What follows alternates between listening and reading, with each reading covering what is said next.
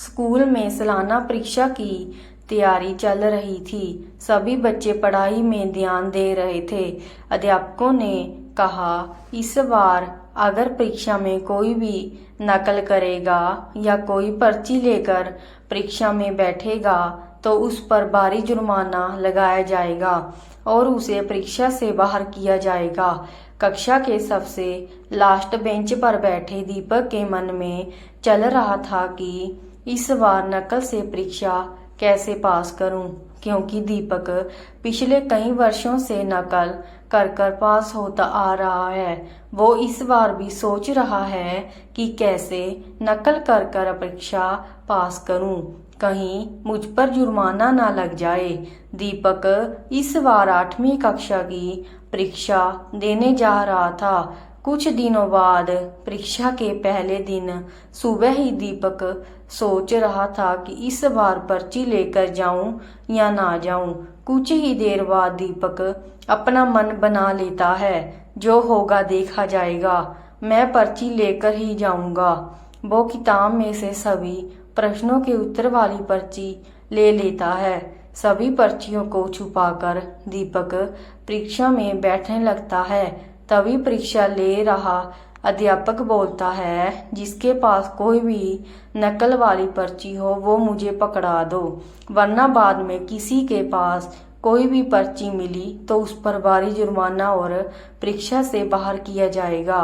पर दीपक के मन पर अध्यापक की बात का कोई असर नहीं पड़ा। वो निश्चित होकर अपनी पैंट में से पर्ची निकालकर प्रश्नों को हल करने लगा। परीक्षा का समय खत्म होने से पहले ही दीपक ने अपने पेपर को हल कर लिया। पेपर हल करने के बाद दीपक की खुशी का कोई ठिकाना नहीं था। जैसे तैसे नकल से दीपक ने अपनी सभी परीक्षाओं को हल कर लिया। अब स्कूल में कक्षा के नतीजे का वक्त आ गया था। दीपक अपनी कक्षा में तीसरे नंबर पर आ गया था। दीपक अब खुशी में झूम उठा था। दीपक के माता पिता उसे आशीर्वाद देते हुए नहीं थक रहे थे। कुछ ही दिनों के बाद दीपक की अगली कक्षा में पढ़ाई शुरू हो गई। दीपक कक्षा में तीसरे नंबर पर आने की वजह से वो इतने जोश में था कि वो अध्यापकों से डरने की बजाय उनके आगे ही शरारतें करता रहता था। एक बार तो दीपक को शरारतें करने की वजह से स्कूल में सजा भी मिली थी, पर फिर भी उसमें कोई सुधार नहीं आया। समय चलता गया। एक दिन फिर से सालाना परीक्षा आ गई। दीपक ने फिर से नकल का सहारा लिया और पिछले बार की तरह वो इस बार भी नकल की सभी पर्चियों को पैंट में छुपाकर स्कूल में परीक्षा देने के लिए चला जाता है। दीपक अपने रोल नंबर के हिसाब से सबसे पहले बेंच पर बैठ गया।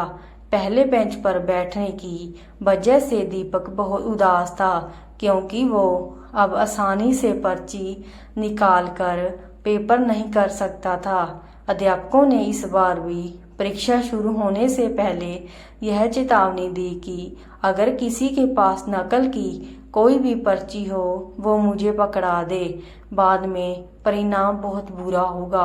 दीपक के मन पर इस चेतावनी का कोई असर नहीं पड़ा। वो पर्ची निकालकर प्रश्नों को हल करने लगा, पर इस बार दीपक की किस्मत खराब थी। पेपर हल करते समय अध्यापक दीपक को पर्ची के साथ देख लेता है। फिर अध्यापक ने दीपक को खड़ा कर उसकी तलाशी ली, जिसमें से अध्यापक को बहुत पर्चियां मिली।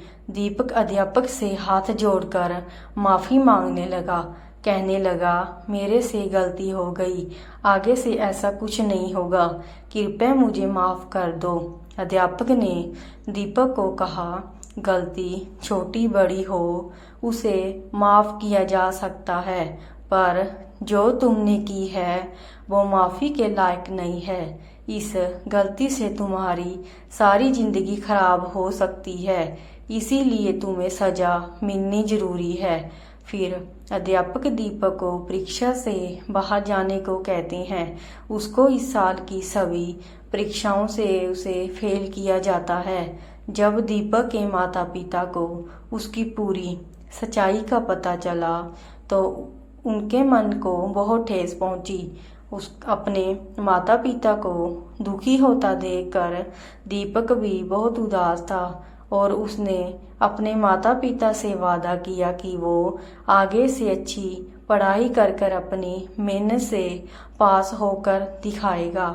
अगर आपको हमारी ये कहानी अच्छी लगी तो चैनल को लाइक और सब्सक्राइब ज़रूर करना और कमेंट करके बताना कि आपको ये कहानी कैसी लगी। धन्यवाद।